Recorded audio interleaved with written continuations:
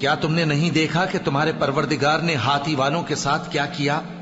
کیا اس نے ان کا داؤں غلط نہیں کیا؟ اور اس نے ان پر جھنڈ کے جھنڈ پرندے چھوڑ دیے جو ان پر کھنگر کی پتھریاں پھینکتے تھے، تو اس نے ان کو ایسا کر دیا جیسے کھایا ہوا بھس۔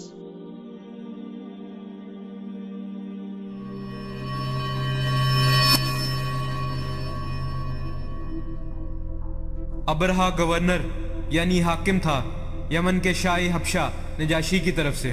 یہ وہ نجاشی نہیں تھا جس کے پاس نبی صلی اللہ علیہ وآلہ وسلم کے صحابہ کرام نے ہجرت کی، بلکہ اس کے والد نجاشی نے یمن کا کچھ حصہ فتح کیا ہوا تھا، جو اس نے اپنا حاکم بھیجا ہوا تھا جس کا نام ابرہا تھا۔ ابرہا نجاشی کا حاکم تھا یمن میں، اور وہ دیکھتا ہے کہ ہر سال اس کے لوگ شمال کی طرف جاتے ہیں، تو وہ پوچھتا تم لوگ کہاں جا رہے ہو؟ لوگ کہتے ہم حج پہ جا رہے ہیں، ہم حج پہ جا رہے ہیں۔ وہ کہتا کیوں، وہاں کیا ہے؟ لوگ کہتے وہاں اللہ کا گھر کعبہ ہے۔ تو وہ کہتا میں تمہارے لیے گھر بناؤں گا جو تمہارے گھر کعبہ سے کہیں زیادہ بہتر ہوگا، اور تمہیں حج کے لیے یہیں آنا ہوگا۔ تو وہ ایک بہت بڑا گرجا گھر یعنی کلیسیا تعمیر کرواتا ہے یمن کے شہر صنعاء میں، کیونکہ وہ عیسائی تھا۔ تعمیر کروانے کے بعد وہ عیسائیوں کا سب سے بڑا گرجا گھر بن گیا جزیرہ نما عرب میں۔ وہ کہتا تھا تم سب کو یہیں آنا ہوگا، شمال میں کعبہ جانے کی بجائے۔ وہ چاہتا تھا کہ وہاں لوگوں کا میلہ لگ جائے بہت سی وجوہات کی بنا پر، وہاں عبادت کرنے کے لیے، کاروباری وجوہات کی بنا پر۔ اگلے سال جب یمن کے لوگ پھر سے حج کرنے کے لیے کعبہ چلے گئے تو اس کو بہت غصہ آیا، اور غصے میں آ کے اس نے قسم کھائی کہ میں یہ گھر ہی ڈھا دوں گا، لہٰذا لوگ ضرور میرے گھر آئیں گے۔ اس نے کہا کوئی مسئلہ نہیں، میرے پاس ایک ہاتھی ہے، ایک بڑا ہاتھی، ہم ہاتھی کو لے جائیں گے اور اپنی فوجوں کے ساتھ آگے بڑھیں گے۔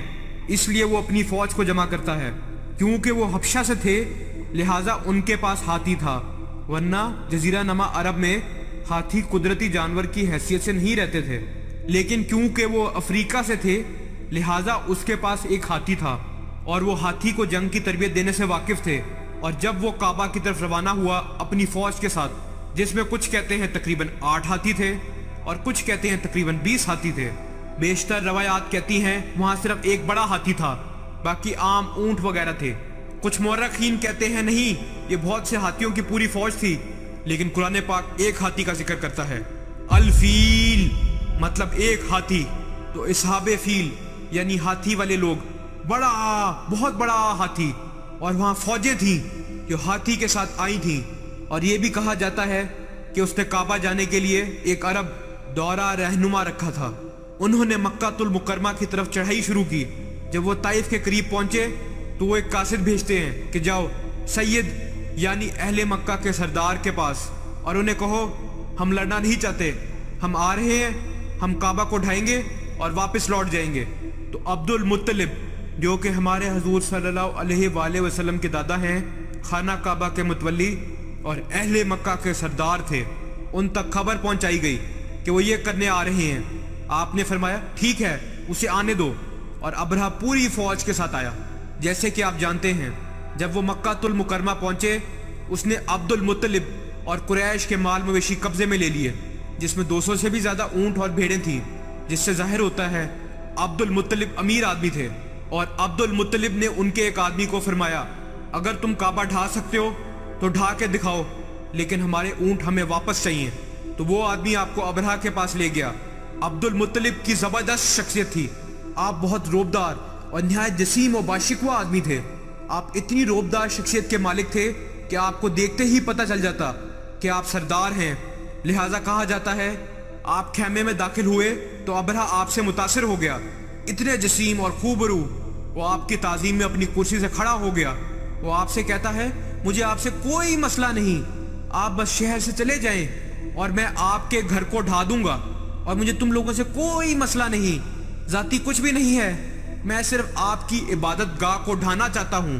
پھر عبد المطلب نے فرمایا میں آپ سے گھر کے بارے میں بات کرنے نہیں آیا ہوں، میں آپ سے کعبہ کے بارے میں بات کرنے نہیں آیا، میں آپ سے اپنے اونٹوں کے بارے میں بات کرنے آیا ہوں۔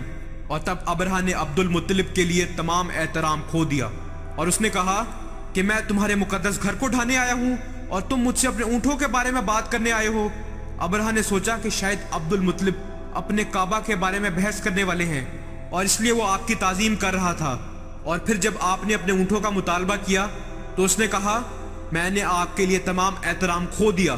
پھر عبد المطلب نے زبردست جواب دیا جو دل سے سننے والا ہے۔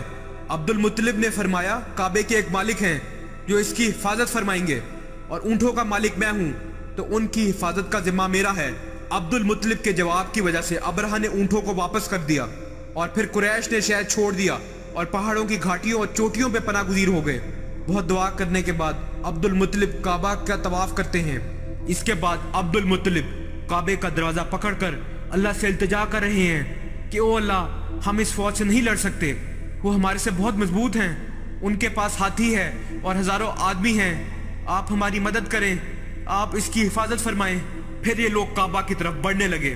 ہاتھی نے مزید چلنے سے انکار کر دیا، ہاتھی رک گیا۔ حیران کن بات ہے، انہوں نے اسے مارنا شروع کیا، ہاتھی مزید نہیں چلا۔ انہوں نے جب اس کا رخ موڑ کے اسے پیٹا، وہ بھاگ گیا۔ جب انہوں نے اسے روکا اور اس کا رخ موڑا تو وہ پھر سے رک گیا۔ سبحان اللہ، کس نے روکا اسے؟ اللہ سبحانہ و تعالیٰ نے۔ وہ بحث کر رہے تھے کہ کیا کریں، اتنے میں پرندے آ گئے۔ وہ دیکھتے ہیں پرندے جو پتہ نہیں آسمان میں کہاں سے آئے۔ ان پرندوں میں سے ہر ایک کے پاس 3 کنکر کی پتھریاں تھیں۔ ہر کنکر کی پتھری بہت چھوٹی تھی، چھوٹی چھوٹی کنکریاں مٹی سے بنی ہوئی، اور بہت اونچائیوں سے جب ابابیل کے اس لشکر نے ابرہہ کی فوجوں پہ زور سے سنگ باری کی اور کنکریاں اتنی زور سے نیچے آئیں، آج ہم گریوٹی کے بارے میں پڑھتے ہیں اور بے شمار چیزوں کے بارے میں۔ واللہ اگر آپ سورہ فیل کی اس تشریح پر نگاہ ڈالیں تو آپ سمجھ جائیں گے، جب اتنی اونچائیوں سے کنکریاں گرائی گئیں تو کنکریاں ان لوگوں کے جسم کو چیرتے ہوئے زمین پہ گرتی اور انہیں موقع پہ ہی ہلاک کر دیتی، اور لوگ دیکھ رہے تھے۔ اللہ اکبر! کیا عبد المطلب نے کہا نہیں تھا کہ کعبے کے ایک مالک ہیں جو اس کی حفاظت فرمائیں گے؟ تمہیں یاد رکھنا ہوگا کہ اس دن سے لے کے آج تک کعبہ کی حفاظت اللہ سبحانہ و تعالیٰ فرما رہے ہیں، تو یہ عذاب اللہ سبحانہ و تعالیٰ کا بھیجا ہوا تھا۔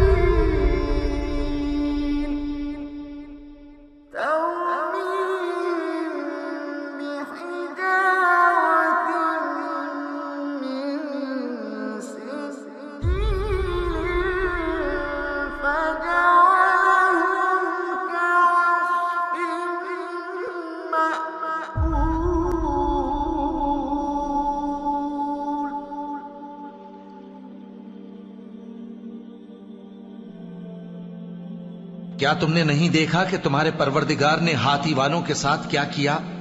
کیا اس نے ان کا داؤں غلط نہیں کیا؟ اور اس نے ان پر جھنڈ کے جھنڈ پرندے چھوڑ دیے جو ان پر کھنگر کی پتھریاں پھینکتے تھے، تو اس نے ان کو ایسا کر دیا جیسے کھایا ہوا بھس۔